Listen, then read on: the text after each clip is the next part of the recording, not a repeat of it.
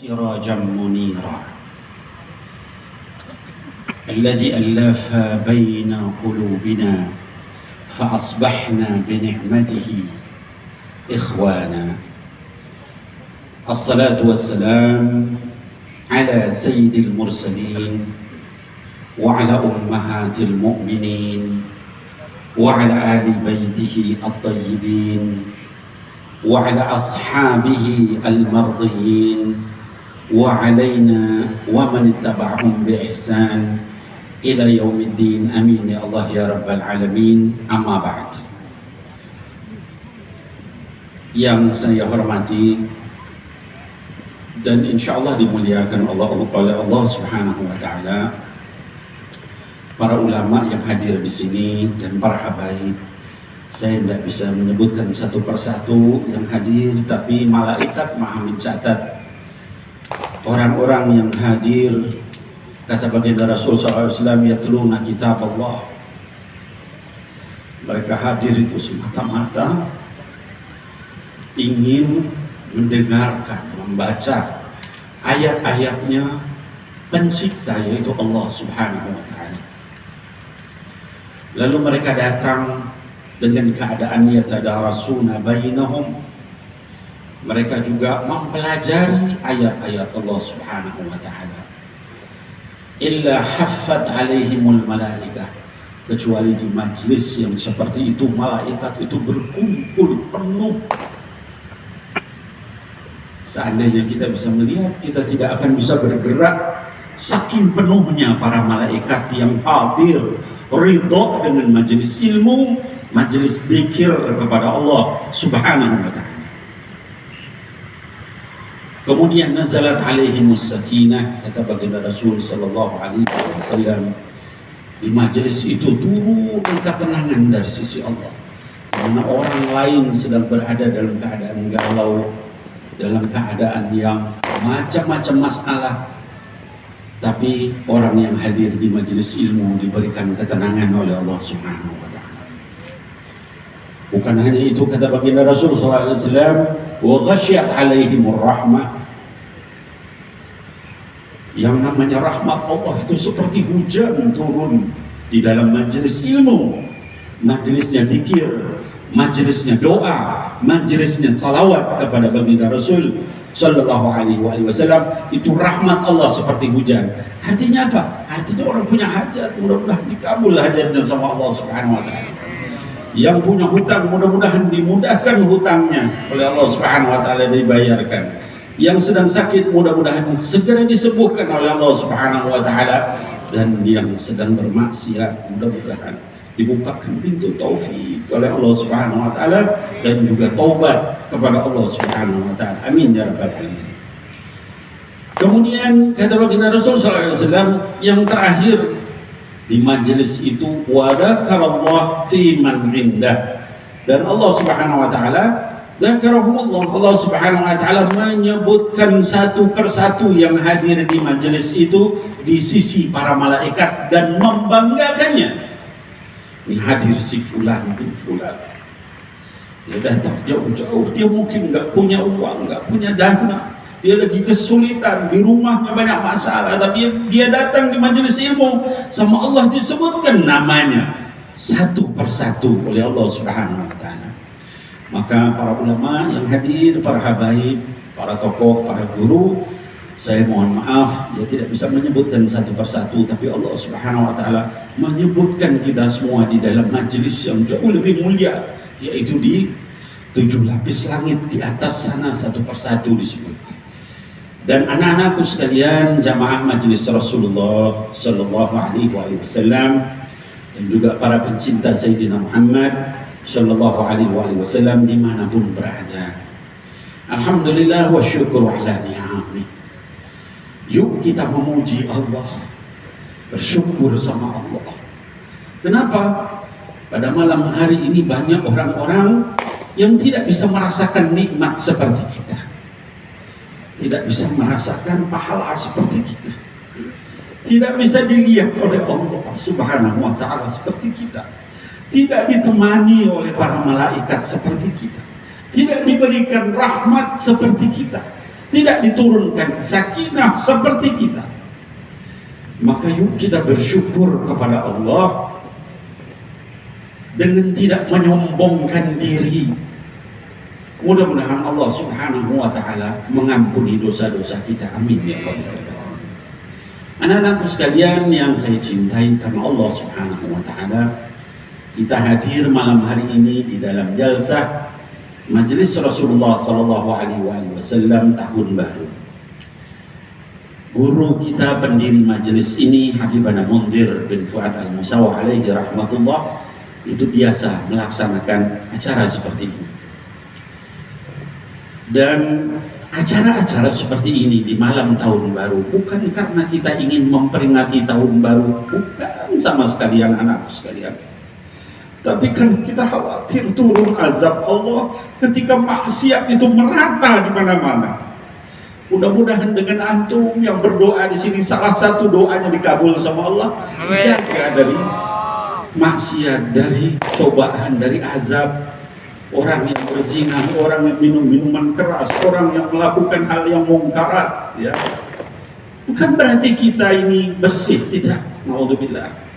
Kita ini adalah al-adna, orang yang hina. Al-ahan, orang yang rendah. Al-aqsa, orang yang banyak maksiat.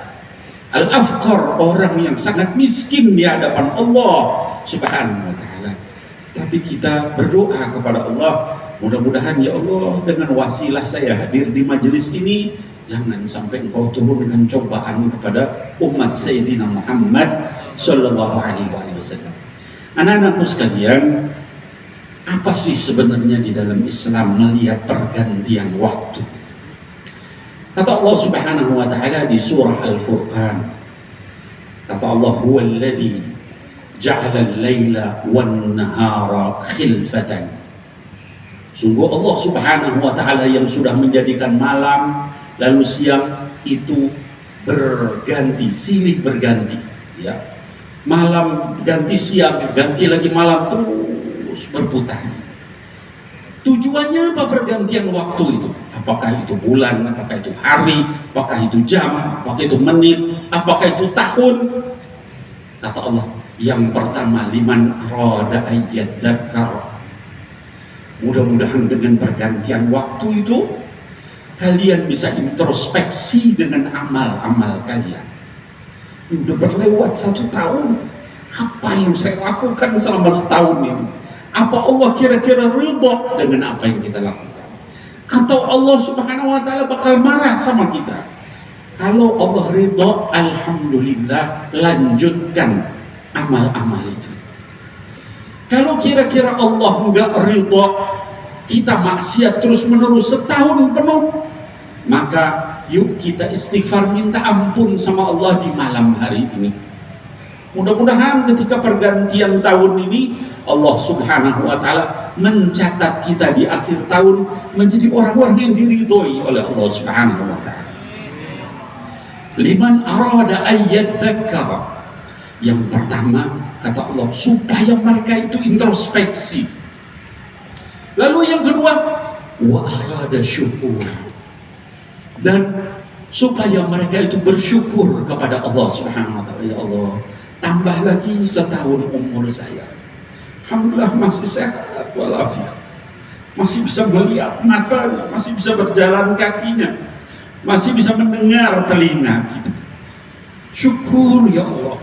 Jangan Kau ambil nikmat ini dari kami ya Allah. Kami sudah berusaha syukur kepada Engkau di akhir tahun. Itulah hikmah daripada pergantian waktu, perputaran siang dan malam, hari demi hari, minggu demi minggu, bulan demi bulan, dan tahun demi tahun. Hadirin wal hadirat, anak-anakku sekalian yang saya cintai karena Allah Subhanahu wa ta'ala. Al-Imam Asy-Syafi'i rahimahullah ta'ala anhu menyebutkan di dalam kata-kata beliau ketika beliau membaca surat Al-Asri tentang waktu. Kata Al-Imam Asy-Syafi'i rahimahullah ta'ala anhu, "Law ma anzalallah hujjatan ala khalqihi illa hadhihi surah lakafathum." Kata Imam Syafi'i rahimahullah ta'ala anhu, anak-anakku sekalian, seandainya Allah subhanahu wa ta'ala itu menurunkan Al-Quran itu hanya satu surah, yaitu surah Wal Asri, insya Allah itu cukup buat seluruh umat manusia. Ya, kenapa? Karena Imam Syafi'i paham demi waktu seluruh orang itu rugi, kecuali orang yang beriman. Tidak beriman saja juga harus amal saleh, bukan hanya amal saleh, juga harus tawasau, saling menasihati dalam kebenaran dan juga di dalam kesabaran. Itu sudah lebih dari cukup, kata Imam Syafi'i. Seandainya cuma satu surat itu aja buat saya cukup. Ya, untuk supaya jangan kita menyia-nyiakan waktu. Anak-anakku sekalian, ulama yang lain, Al-Imam Ibnu Katsir rahimahullah ta'ala anhu juga menyatakan, kata beliau, "Lau tadabbara an-nasa hadhihi surah lawasa'atuhum." Seandainya manusia itu merenungkan kandungan daripada surah Al-Asri, surah tentang waktu ini, niscaya akan mencukupi seluruh urusan mereka dengan satu surah, yaitu surah Wal Asri. Anak-anakku sekalian, lalu apa sih sebenarnya isi dari surah Al-Asr? Kata Allah, Wal Asri. Di situ ada wawu ketemu dengan alif lam ta'rif, kemudian isim, lalu kemudian majrur. Wal Asri. Artinya wawunya adalah wawu qasam. Kata para ulama mufassir, qasam itu yadullu ala azamati muqsam bih. Yang namanya wawu qasam atau wawu sumpah itu menunjukkan betapa agungnya atau besarnya hal yang disumpahkan. Ahlan wa sahlan wa marhaban Habib Hamid, barakallahu wa barik fikum, masyaallah. Mata'na waqtul hayati. Hadirin wal hadirat, anak-anakku sekalian, surah Wal Asri ini dimulai dengan wawu yang disebut dengan wawu qasam atau wawu sumpah, ya. Jadi kata Allah, Wal Asri, demi waktu. Ya. Artinya apa? Tadi dikatakan, kata para ulama mufassir, yang namanya sumpah itu menunjukkan suatu hal yang besar. Ya. Seringkali orang bilang yang namanya bicara tentang waktu adalah surah Wal Asri. Tidak, bukan hanya Wal Asri, anak-anakku sekalian. Wal Asri itu gabungan dari sumpah-sumpah Allah yang lainnya. Apa saja, Beb? Walaili, demi waktu malam, itu juga wawunya sumpah, demi waktu malam. Artinya malam itu penting. Banyak hal-hal yang bisa kita ambil di waktu malam itu untuk ibadah kepada Allah, bukan untuk bermaksiat. Wan nahari, demi waktu siang, siang itu juga penting. Selain kita cari nafkah, kita zikir kepada Allah, kita ibadah kepada Allah subhanahu wa ta'ala. Jadikan juga muamalah kita, cari nafkah, kita ibadah kepada Allah, ya. Wasubhi, demi waktu subuh, subuh itu juga untuk ibadah kepada Allah. Wal fajri, wadduha, dan seterusnya. Gabungannya itu ada di dalam surah Al-Asr. Wal Asri, demi waktu. Setiap waktu itu ada hal penting. Makanya tadi Al-Imam Syafi'i menyatakan rahimahullah ta'ala anhu, kalau seandainya satu surat ini aja udah cukup, ya. Anak-anakku sekalian, seluruh rukun Islam itu didasarkan dengan waktu. Allah bicara tentang salat, innas salata kanat 'alal mu'minina kitaban mawquta. Sesungguhnya salat itu bagi orang yang beriman diwajibkan sesuai dengan waktu yang sudah ditetapkan. Saya mau nanya ini sama anak-anakku sekalian, kalau kita salat asar di waktu maghrib boleh nggak? Nggak boleh, ya. Sholat zuhur di waktu subuh, boleh nggak?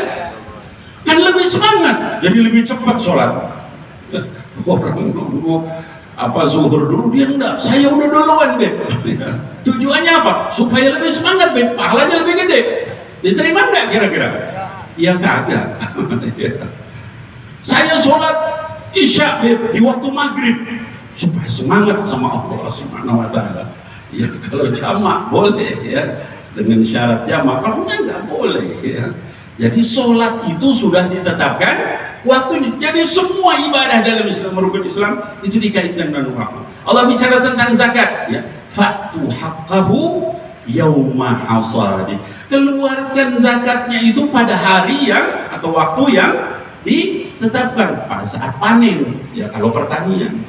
Kalau mal setahun penuh, ada waktunya. Ya. Allah berbicara tentang puasa, kata Allah, ayyaman ma'dudat. Puasa itu sudah ditetapkan hari-hari yang sudah tertentu. Beb, saya mau puasa Ramadan, tapi bulan Dzulhijjah, Beb. Boleh nggak kira-kira? Iya, kalau kodok boleh, gitu ya. Kodok pun ada syaratnya, nggak sembarangan, gitu ya. Enggak, Beb, saya pokoknya mau puasa Ramadan bulan Dzulhijjah. Kira-kira diterima nggak Ramadannya? Namanya juga puasa Ramadan, gitu ya. Jadi puasa juga ditetapkan waktu ini, lihat. Maka kata Imam Syafi'i rahimahullah ta'ala, sesungguhnya seandainya Allah cuma menurunkan satu ayat ini udah cukup, satu surah ini, ya. Lalu haji, kata Allah, al-hajju ashhurun ma'lumat. Haji itu juga bulan-bulan yang sudah ditetapkan, ya. Saya mau haji bulan Ramadan, boleh nggak? Ya bukan haji, namanya umroh itu, ya.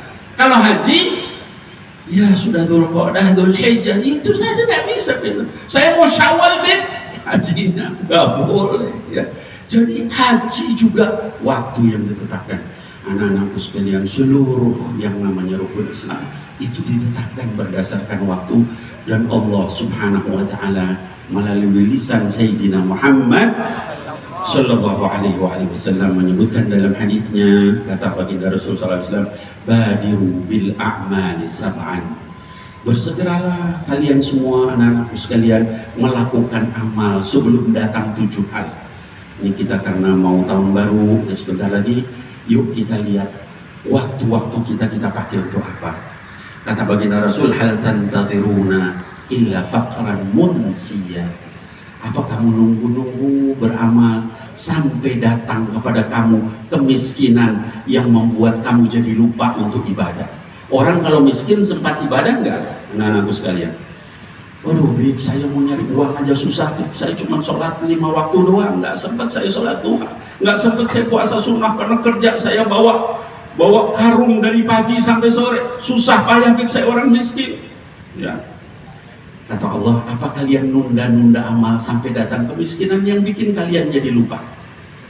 Atau yang kedua, auhinan mudghiyah, atau kalian nunggu sampai datangnya kekayaan yang malah bikin kamu jadi lupa diri. Jadi tadi miskin masalah, kaya juga masalah juga, ya. Bib, saya kalau kaya, saya ibadah saya luar biasa, Bib.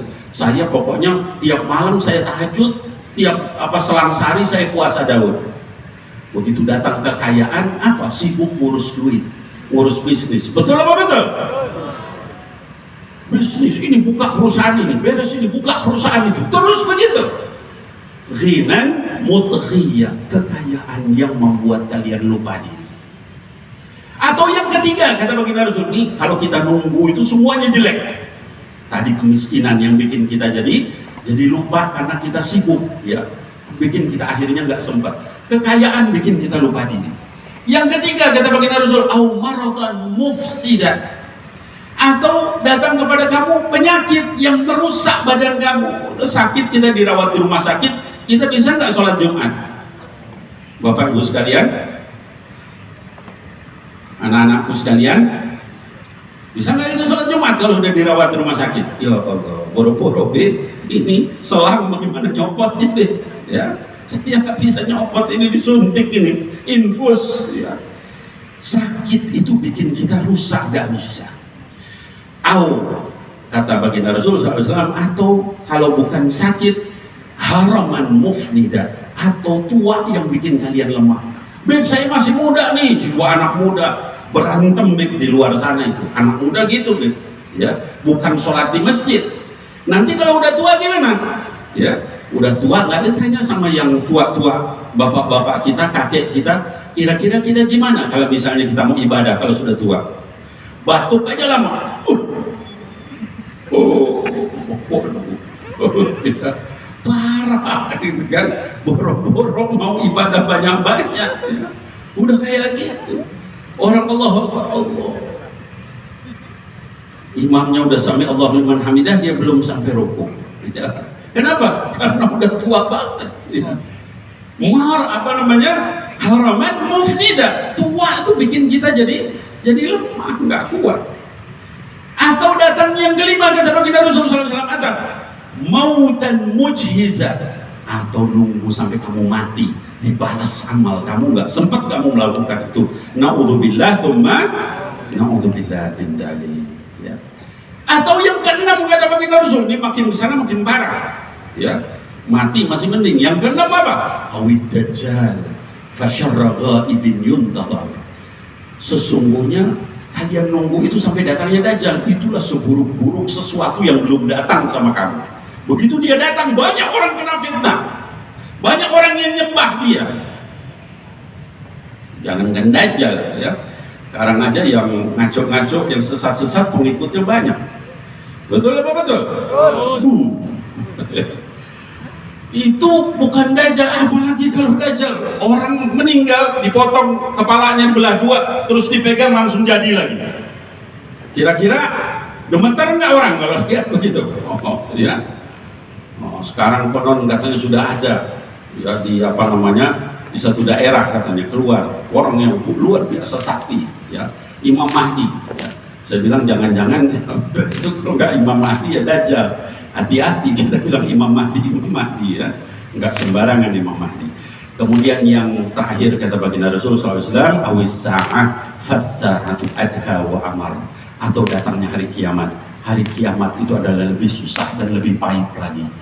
Innalillahi wa inna ilaihi raji'un. Hadirin wal hadirat yang dimuliakan Allah Subhanahu wa taala.